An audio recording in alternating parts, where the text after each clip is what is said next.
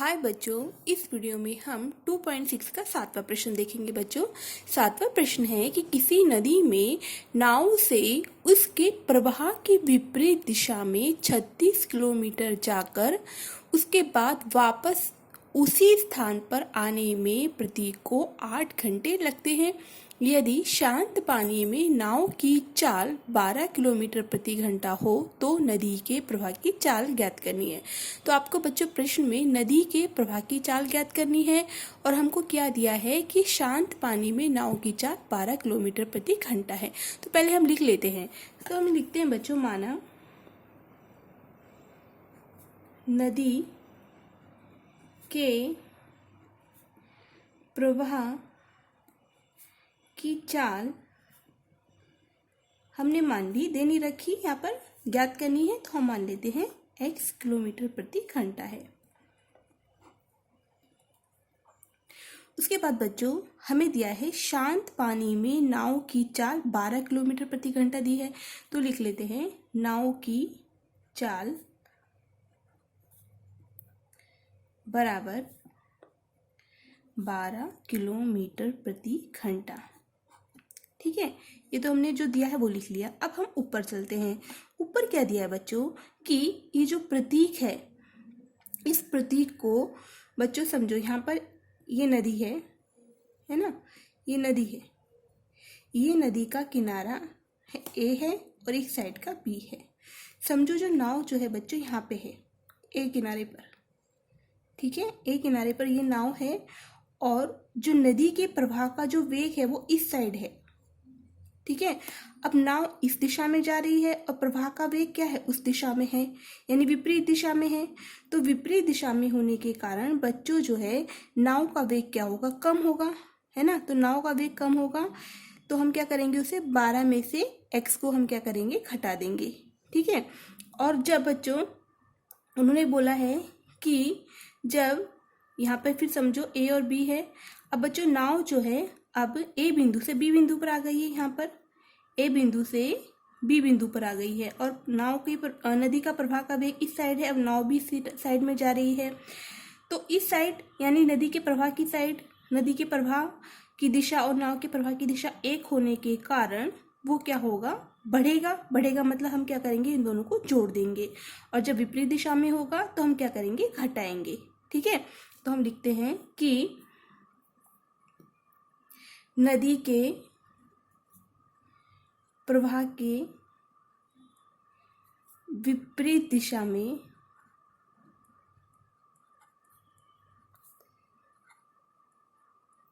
में चाल। तो हमने अभी यहाँ पर देखा था कि ये नाव और ये प्रवाह की दिशा दोनों विपरीत है। तो हम क्या करेंगे, इस 12 में से x को घटा देंगे। तो 12 माइनस के x किलोमीटर प्रति घंटा। ठीक है, अब नाव वापस जाकर उसी स्थान पर आ गई। यहाँ पे लिखा है ना, जाकर वापस आने में उसी स्थान में आने पर। तो अब नाव इस स्थान पर आ गई है तो इस स्थान पर अब नाव वापस उस स्थान पर जा रही है। तो दोनों का की जो दिशा है वो कैसी, एक ही है। तो उस समय क्या होगा, बढ़ेगा। तो लिखेंगे नदी के प्रवाह के अनुकूल दिशा में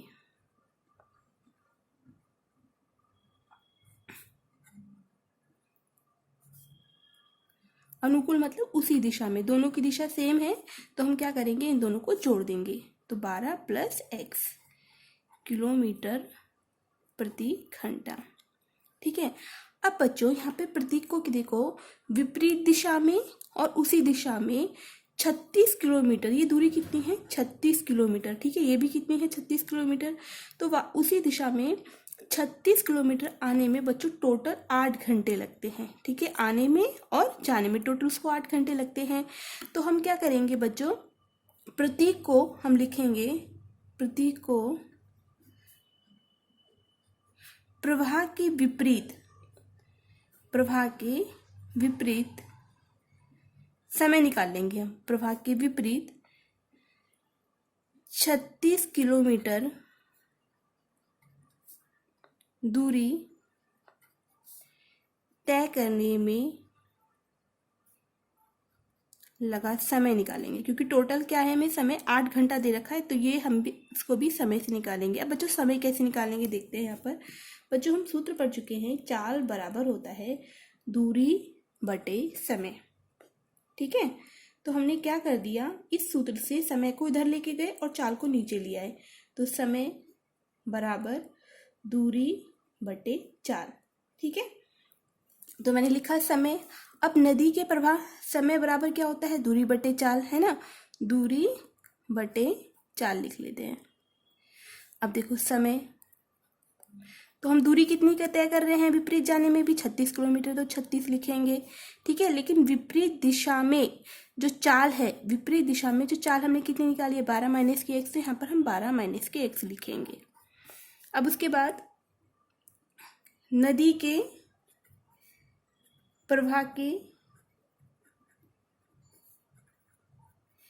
अनुकूल दिशा में, अनुकूल मतलब क्या, उसी दिशा में, जब नाव का और प्रवाह का वेग कैसा है, एक ही दिशा में है, तो अनुकूल दिशा में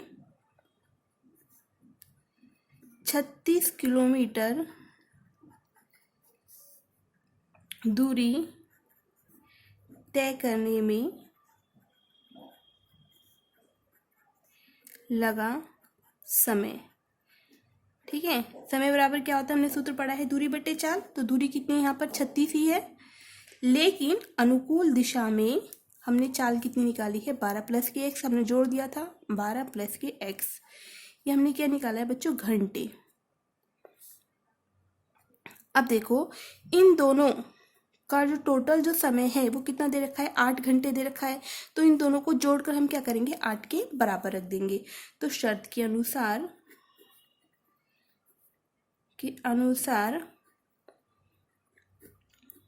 विपरीत दिशा में लगने वाला समय प्लस अनुकूल दिशा में लगने वाला समय, टोटल हमें 8 घंटे दिए हैं, तो इन दोनों को जोड़ देंगे हम। 36 बटे 12 माइनस के एक्स प्लस के निशान 36 बटे 12 प्लस के एक्स, तो आने जाने में लगने वाला समय टोटल हमें बच्चों 8 घंटा दिया है, तो इसे 8 के बराबर लिखेंगे। अब उसके बाद बच्चों हम क्या करेंगे, इसको सॉल्व करेंगे। इस 12 प्लस एक्स की को इस 36 के पास लिखेंगे, तिर्यक गुणा करेंगे, और इस 12 माइनस एक्स को इस 36 के पास लिखेंगे, मतलब इनकी तिर्यक गुणा करेंगे। तो 36 को ऐसे कैसे उतार लिया, 12 प्लस के एक्स लिख लिया यहाँ पर, फिर ये वाला बीच का प्लस का निशान, फिर 36, ये वाला 12 माइनस के एक्स इधर चला जाएगा, बराबर 8। अब बटे का निशान, अब ये इन दोनों की गुणा कर देंगे, गुणा मतलब इसको ऐसी की ऐसी लिख देंगे फिलहाल अभी, 12 माइनस के एक्स और 12 प्लस के एक्स, इसको ऐसी की ऐसी लिख दिया। अब बच्चों इन दोनों में से को 36 कॉमन आ रहा है, तो 36 बाहर ले लेंगे, है ना। जब 36 बाहर लेंगे तो इस 36 को 36 से जब भाग देंगे तो कट जाएगा, तो अंदर क्या बचेगा, 12 प्लस के एक्स। तो इस 12 प्लस के एक्स को लिखा, अब ये वाला निशान है यहाँ पे, तो प्लस का उतारेंगे। अब इस 36 को इस 36 से भाग देंगे तो 36 से 36 कट जाएगा, तो अंदर बचेगा 12 माइनस के एक्स। अब नीचे देखो बच्चों, a माइनस बी और a प्लस के B, a minus B A plus के बी का हम सूत्र पढ़ चुके हैं, किसके बराबर होता है, a square minus B square के बराबर होता है। तो हम a स्क्वायर माइनस के बी बराबर होता है a माइनस के बी और a प्लस के बी। तो ये a माइनस बी और a प्लस बी लिखा है, तो हम इसको a स्क्वायर माइनस के बी स्क्वायर लिख सकते हैं। a का काम कौन कर रहा है, 12, तो 12 का स्क्वायर, माइनस b का काम कौन कर रहा है, x, तो x का स्क्वायर, तो इसको हम लिख लेते हैं 12 का स्क्वायर माइनस x का स्क्वायर बराबर 8। ठीक है, यहाँ पे देखो प्लस का x है, यहाँ पे माइनस का x है, तो कट जाएगा, ये काट देंगे। अब उसके बाद बच्चों 36, 12 12 को जोड़ देंगे तो 36 गुने कितना हो जाएगा, 24 हो जाएगा। तो लिख लेते हैं 36 गुने 24, 36 12 12 को जोड़ेंगे तो कितना आ जाएगा, 24 आ जाएगा, बटे 12 का वर्ग कितना होता है बच्चों, 144 माइनस का एक्स स्क्वायर बराबर 8। फिर तिर्यक गुणा कर देंगे, तो 36 गुने 24 बराबर ये इसके पास चला जाएगा 8, ब्रैकेट में 144 माइनस के एक्स स्क्वायर। ये वाला गुने बच्चों इसके भाग में आ जाएगा, भाग में ले लेते हैं, भाग में 8 बराबर 144 माइनस के एक्स स्क्वायर। 8 को इसे काट दिए 3 बार, 8 तक 24, तो 36 गुने 3 बराबर 144 माइनस के एक्स स्क्वायर। 36 की 3 में गुणा करेंगे तो 108 आएगा, बराबर 144 माइनस का एक्स स्क्वायर। माइनस के एक्स स्क्वायर को बराबर इसको इस साइड लेके आते हैं, पक्षांतर करते हैं, तो माइनस का एक्स स्क्वायर इधर आकर प्लस का एक्स स्क्वायर हो जाएगा। फिर बराबर का इधर का 144 जो है प्लस का, इसको पहले उतारेंगे, और जो प्लस का 108 जो इस साइड का था उसको 144 के पास लेके आएंगे, तो इसका इस साइड क्या हो जाएगा, चिन्ह बदल जाएगा, माइनस के 108 आएगा। तो एक्स स्क्वायर बराबर कितना आएगा, 36 आएगा। 144 में से 108 को घटाएंगे तो 36 आएगा। दोनों तरफ बच्चों वर्गमूल लेंगे।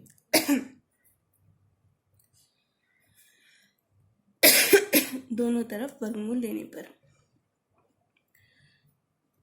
जब वर्गमूल लेंगे तो बच्चों x बराबर 36 का वर्गमूल क्या होता है, 6 होता है, प्लस माइनस के 6 आएगा। यानी x के मान क्या हो गए हमारे, प्लस का 6 और माइनस का 6। तो हमें पता है ऋणात्मक संख्या जो है हमें वो कैसी होती है, अमान्य होती है। ऋणात्मक संख्या हम नहीं लेते हैं, तो अमान्य है, अमान्य है, इसलिए हम x का मान प्लस के 6 लेंगे। ठीक है, तो x का मान हमने 6 निकाला। x का मान निकाला है मतलब हमने किसका मान निकाला है, नदी के प्रवाह की चाल। हमें क्या याद करना था, नदी के प्रवाह की चाल। तो नदी के प्रवाह की चाल को हमने क्या माना, x किलोमीटर प्रति घंटा। तो x का मान हमने क्या निकाला है, 6। तो इसलिए लिखेंगे नदी के प्रवाह की चाल बराबर 6 किलोमीटर प्रति घंटा।